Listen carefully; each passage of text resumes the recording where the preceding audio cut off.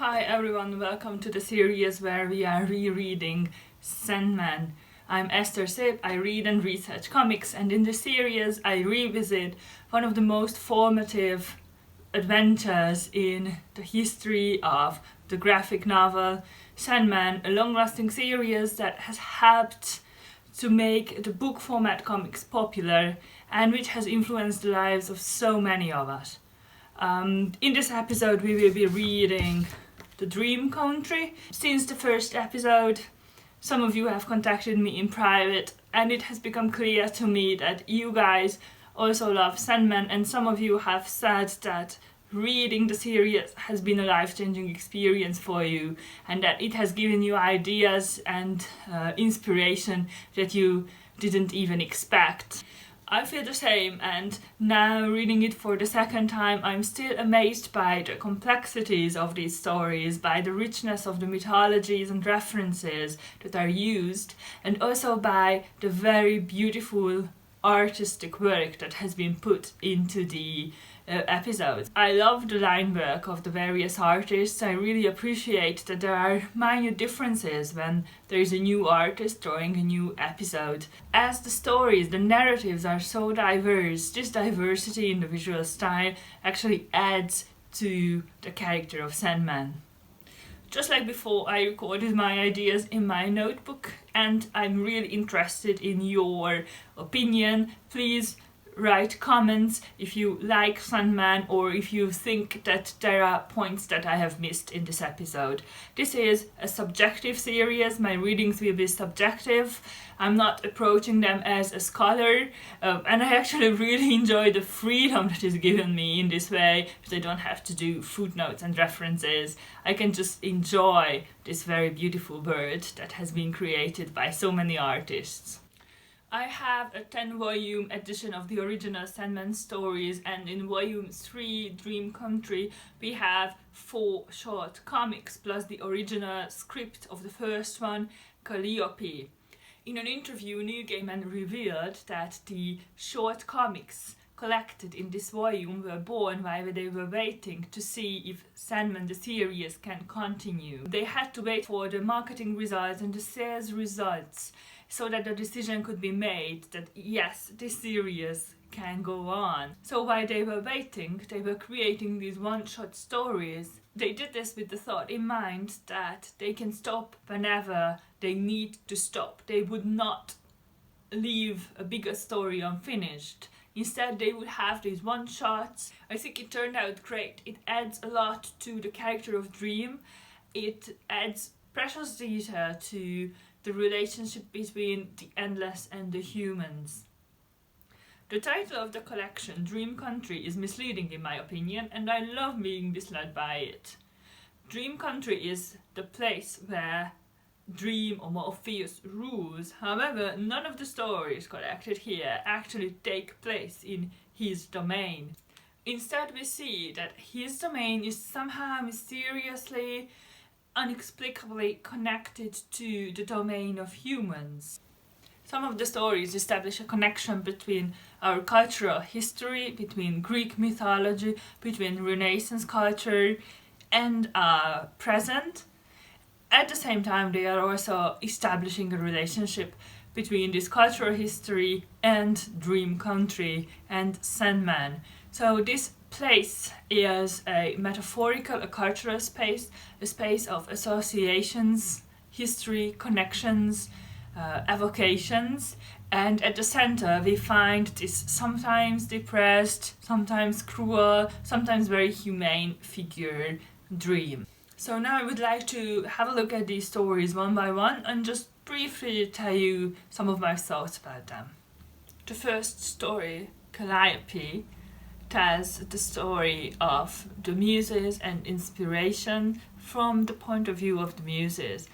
I don't know about you, but as a child I had to learn Latin in school, and in the first few years we had a really nice Latin teacher who encouraged us to immerse ourselves into Greek and Latin mythology. So I was totally fond of the Muses, and I thought them to be like these beautiful women who inspired creators, artists, and I never really reflected on the fact that this is a gendered relationship, that those artists who were inspired by the Muses were always men.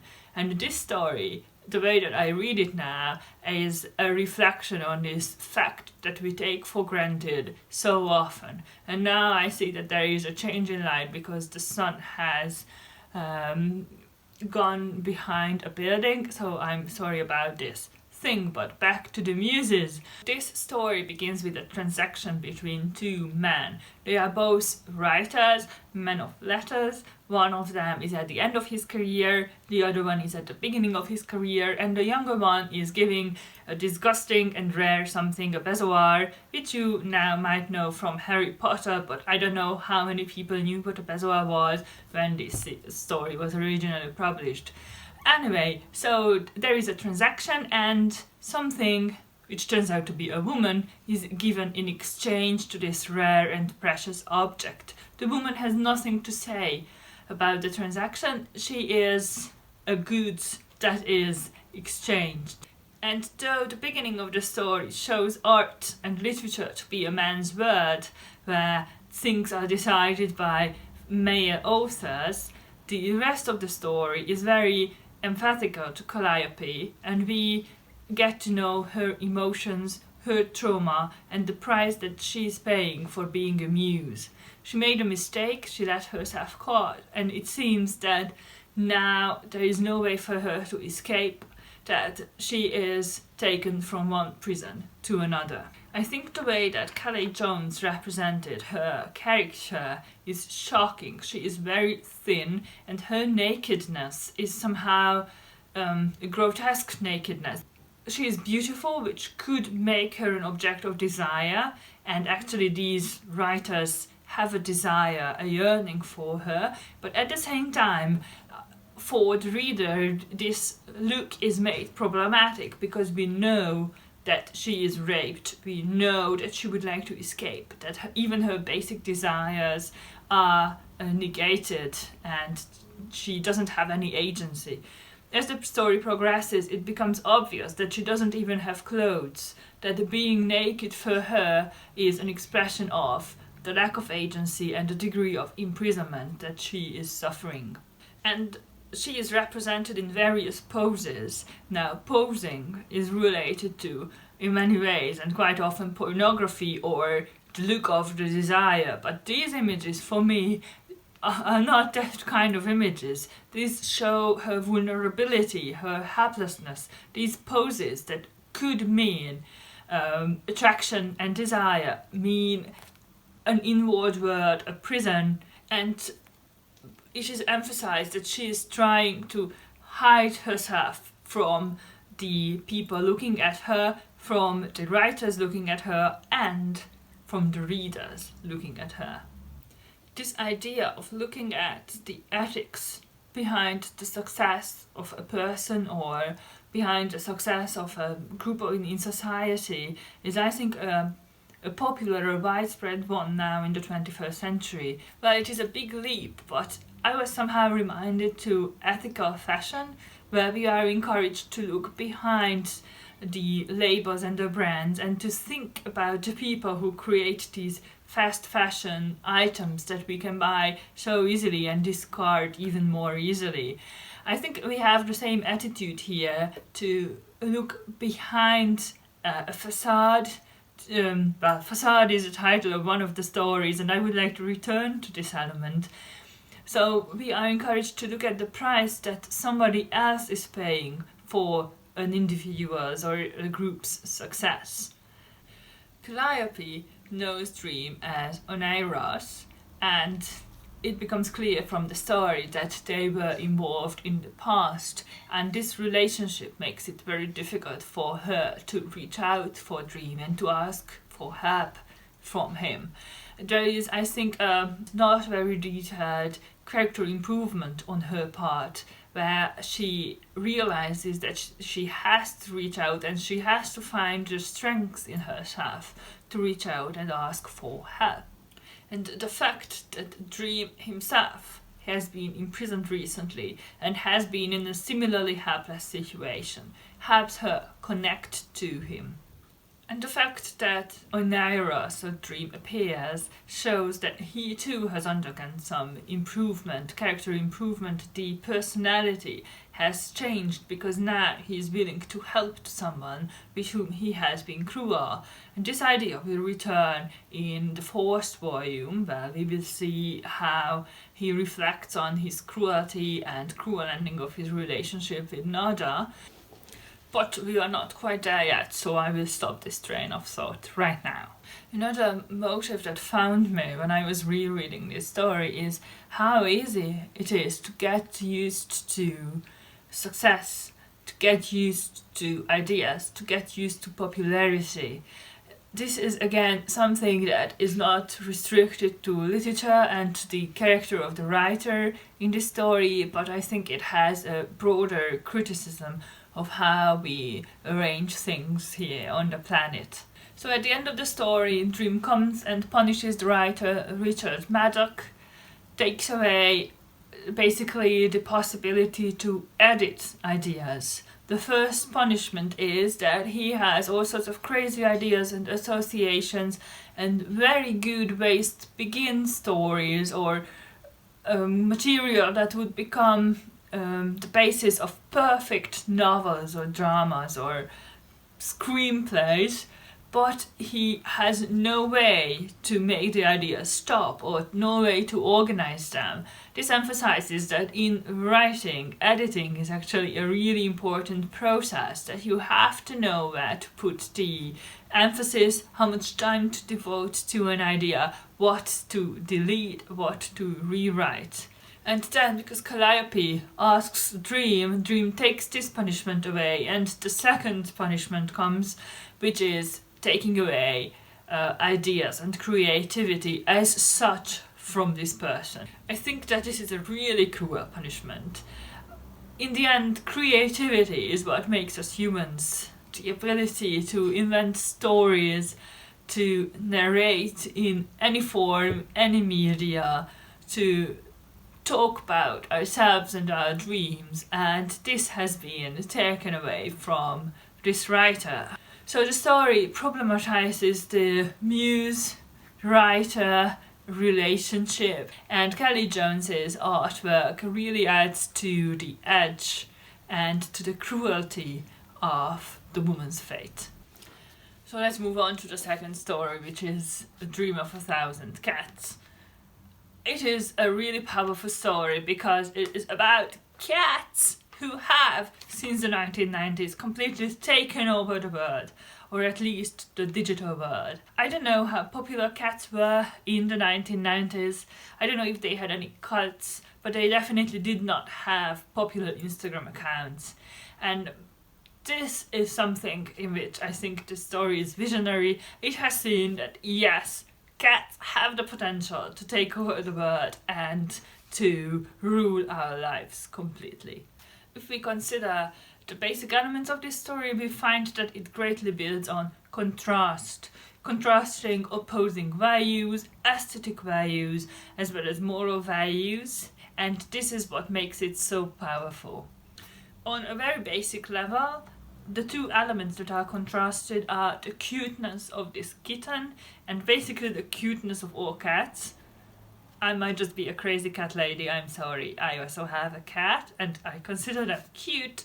And on the other side, we have this secret, intricate plotting to take over the world.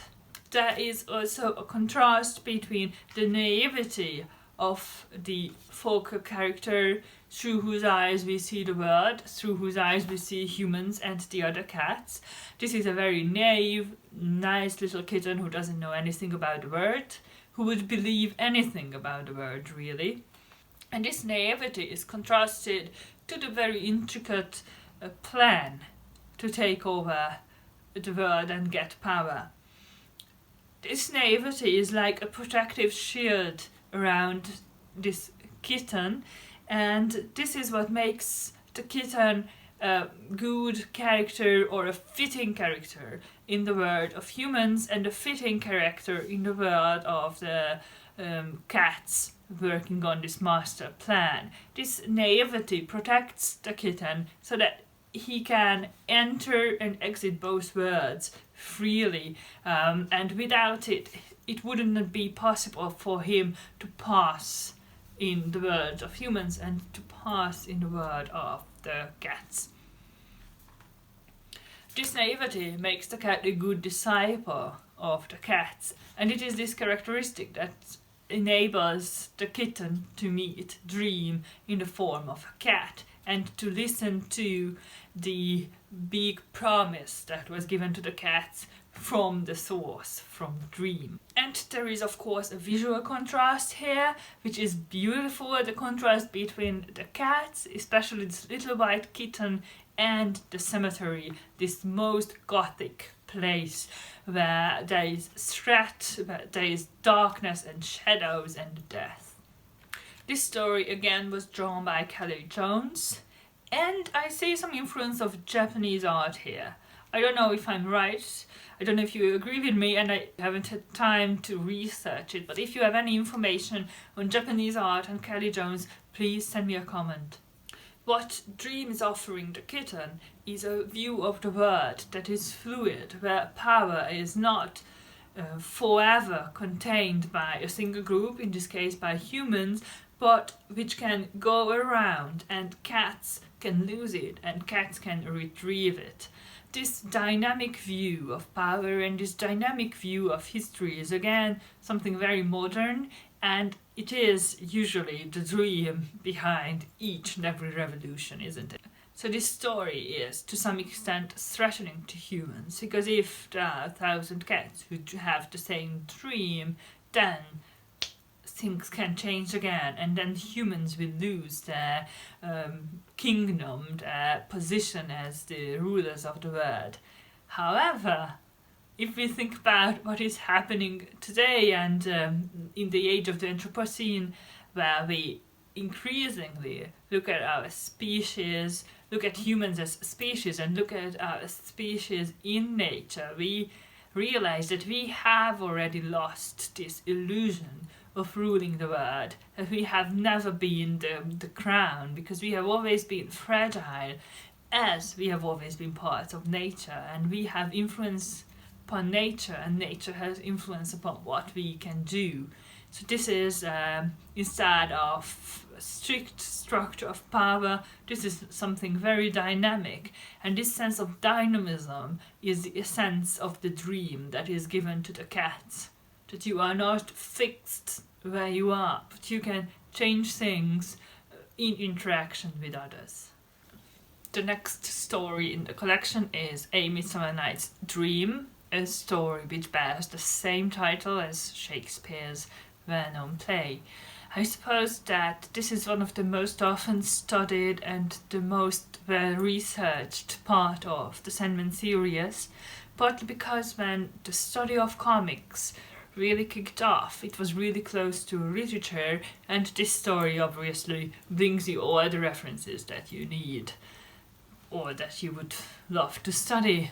A Midsummer Night's Dream is an important Shakespeare play because it is one of the originals, one that was not based on any chronicles, any histories, where he usually reached back to base his stories upon. And it is also important because it has this element of theatre within theatre, or dream within the dream, which is a gesture of self-reflection that has become so popular in the age of postmodernism and in our age of post-modernism, so the present. Here what we have again is theatre within the comic, and there are also a lot of references which actually make me believe that this story has a reflection on visuality or representation within representation. When we start reading on page 2, we see the figure of Dream as an overwhelming presence, as a huge figure who towers over Shakespeare, the tiny, insignificant man who tries to become someone important. This is a parallel, in a way, if you wish, but maybe this is an overreading, to the first guy, the first writer, Madoc. in the first story, who was also at the beginning of his art and who also wanted supernatural intervention to make him popular. Shakespeare has his supernatural intervention. Dream helps him. If you remember, in the previous collection we saw Shakespeare as someone in the background who was not that important at the time, but Gaiman is reaching back to this idea and elaborates and makes a complex story out of it. I think that the fact that Neil Gaiman reached back to Shakespeare and inserted the Midsummer Night's Dream and Shakespeare's art into Sandman contributed greatly to his success as a writer, as somebody who is able to create montages from various genres, various literary eras, various references. If you consider his later career as a writer, this technique is absolutely present. The King's Men are getting ready for a very special performance. They know very little about what is going to happen, and even William Shakespeare has limited ideas of what his trade with Morpheus is. And what happens, as you all know, is that the fairies, who are actual characters in Sandman, come and watch a play about themselves. As it turns out, each character that was included and which seemingly was invented by Shakespeare corresponds to an individual, a fairy, who enjoys or hates seeing himself or herself reflected on the stage. The way that the fairies arrive in the human world is, I think, really beautiful. What we see here is that we have lush green grass or just green vegetation where a human form, well, I would say a fairy form, appears, and gradually this turns into a door, and by the third panel this door is open so that half of the panel is the figure of the fairy made out of vegetation, and the other half is pure light, as we could have a vision to the kingdom of the fairies, but our sight is obstructed by this brightness. So the fairies come, and as it turns out, their world is not always bright. Particularly Puck is represented here as a restless trickster who does not respect the boundary between fairies and humans, and actually this story is very much about this boundary, particularly if you consider Hamnet, Shakespeare's son, who is just one of the actors who has big dreams about life, but the Queen of the Fairies likes him, and if you know that Shakespeare's son died at a very early age, this is communicated at the end of the story, but if you already have this in mind, you know that the interest that the Queen has in him is not a good one. It is not a good omen, and nothing good will come out of it. And then, you are proven to be right. This episode is not drawn by Kelly Jones but by Charles Russ, who won an Eisner Award for this episode and whose line work really makes these fairies come alive. These figures that he designed are equally scary and exotic. They are monstrous and inviting at the same time. They really embody this essence of the fairy as inviting and scary and repulsive. These are not cute fairies or not tamed ones, but you really cannot predict what their next moves will be. So on the one hand, you have these monstrous bodies. I will call them monstrous bodies, but we could say like non-human anatomies, the fairies in their various forms and sizes and colors. On the other hand, you have the human actors who are dressed up as fairies. They try to embody these alien forms, but obviously they have human proportions. They will never be able to get this difference, but there is a desire to make this difference in the costumes as small as possible. So in this case, interestingly, the humans try to embody these supernatural creatures who are, as I said, very ambiguous. And if you think about Renaissance theatre, what often happens is that, for example, young boys are attempting to embody women because women were not allowed to enter the stages and perform at that time. It was not a decent activity for women to do, but they could watch. At least. So there is this yearning that comes from the Renaissance theatrical tradition to dress up as something else, to dress up as something alien, in this case not as a woman but as a fairy. And one of the reasons why I said that this story has a reflective element on visuality is like this page. I think I will make a clearer picture available for you. So in this page, what we see is there is a painted background of nature in front of which the actors are playing the Midsummer Night's Dream, and this background of nature is actually juxtaposed to actual nature, because they are not in the theatre, they are in the middle of nowhere, they are in a field. So why would you need painted backgrounds of nature if you are yourself in nature? To create, I think, an artificial space where anything is possible, to create a different world within the human world. So this again is like a world within a world, and we saw that this story began with a door between the world of the fairies and the world of the humans. This is a painted background which reflects on artificiality, art and man-made things, the desire of humans to be at a different space, to be at several spaces at the same time, to have more than one lives. Well, I think theatre can be translated as our desires to have more than one lives. Oh, maybe I just miss theatre because I have to stay at home in quarantine all the time.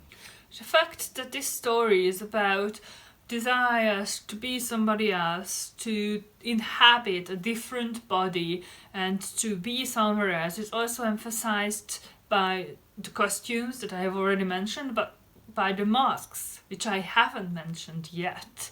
So the characters are wearing masks to disguise themselves as fairies. But what happens if a fairy is wearing a mask to disguise himself as a fairy? When a fairy disguises himself as a fairy or as a human wearing a mask of a fairy, it is a cruel element, it is a dark thing. When Puck transgresses the boundary between the fairies and the humans, the comic turns dark. He is dangerous. He is so much more powerful than humans, and his imagination works so differently from humans that the tone of the short comic turns dark and the colors turn black. The moment that Puck enters the world of the humans, the moment when the queen of the fairies sort of desires to have Hamnet as a child, these are moments that are dangerous to humans. So this story shows dreams of non-humans, and it also shows an artificial place where you have props and painted backgrounds and costumes so that the non-humans and humans can meet. And actually this reaches back to the original production of A Midsummer Night's Dream, because if I remember correctly from my studies, but it was more than 10 years ago when I was studying Shakespeare. Anyway, I remember that A Midsummer Night's Dream was performed in the presence of the queen, or could have been performed, or there was a chance to perform it collectively, and there are so many fairies in it, so that the higher classes and the audience consisting of these rich people, noblemen, noble people, could dress up as fairies, and they could be part of the performance. They could like march in the room where it was performed, and then they could sit down and enjoy the show as an audience. Originally, there was space for interaction between audience and performance, and we see this interaction in the comic as well. I see this as a very authentic moment of this reinterpretation of A Midsummer Night's Dream. The last story in the collection, Dream Country, is called Facade, and this story makes it clear that a very important topic that has connected each and every comic in the collection was appearance, and the fact that whatever is offered as a spectacle, whatever the world can see and receive, is not the same as an underlying reality which is hidden underneath or inside, and which is not easily revealed to the ordinary observer. We saw this in the story of the successful writer who had like a facade of success, a facade of all the books that he has written, and a secret, which was that he kept a woman, a muse, imprisoned, and she was paying the price for his success. In the second story, the facade was the cuteness of the little kitten, and because of his naivety, the owners of this pet would never believe that this kitten was actually part of a larger scheme to turn everything upside down, to get power.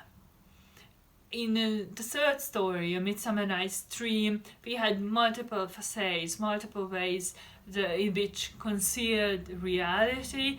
If you consider the very last page, which reveals that the actors, the Kingsmen, do not remember what was happening, and everything was a spectacle that was so fragile that it is already forgotten, it gives a bigger emphasis on the idea of how easy it is to conceal a deeper truth. For example, the fact that fairies do exist and that fairies have cultural needs. And now in Facade, the title reveals, and the very first page reveals, that we will be discussing appearance and how difficult it is to live up to this appearance. I think this is a really personal story in which we have a woman, a character who was designed to be powerful, to be indestructible, and who cannot die. But the challenges that legitimated her existence ceased. The world has moved on, and there is no need for her, there is no space for her anymore. And the opening page, where her face is used as an ashtray, is a really strong image. It shows that this facade, this face that has been shown to the world for such a long time, is used, is not needed, is an ashtray. It serves to contain the byproduct of smoking, of a self-destructive activity. But yes, smoking will not cause cancer or any illness to this woman because she is undistractable. These masks will pop up from time to time in the story, reminding us that there is a fragility behind this immense power. She is represented here as a creature whose body is a composite of colors and of materials, but this colorfulness does not reflect on how she feels herself and does not reflect on her private life. She is a lonely person who doesn't have anyone to talk to, and this absolute loneliness is broken when a character, somebody from the past, reappears and requests a meeting. And I think that it is after a really long time that our heroine prepares herself, just getting ready for going outside, being part of society, engaging in conversation with somebody, with a stranger. is, I think, a very sensitive representation of what it feels like to go outside and reach out to the world when you are isolated by depression, when each and every act of reaching out and being part of society is supported by one's conscious intention to do this, to engage in it, and it needs a lot of mental strength to reach out. This story is a very sensitive representation of depression. It is such a human approach because, again, the most human character of the series is Death, who is just passing by. She did not come to meet this woman. She was here on another business, but she saw that there was somebody desperate here, so she came in, entered her life, and started a conversation with her. Death is the only one. So we see 3 conversations here, one on the phone, one in the restaurant, which ends in disaster, and one with Death. And Death is the only one who is actually interested in a protagonist, who wants to understand her situation and who actually listens to what she is saying.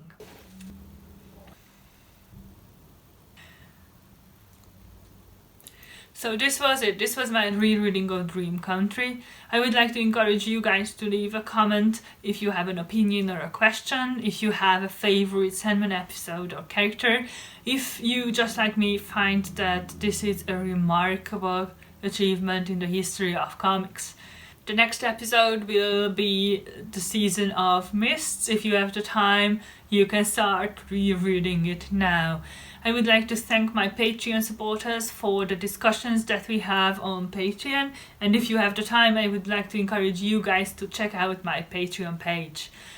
I have no idea what will come after the Sandman series, so I'm very open to ideas and suggestions. If you like this video or if you like the Sandman series, please subscribe to my channel and see you in the next video. Bye.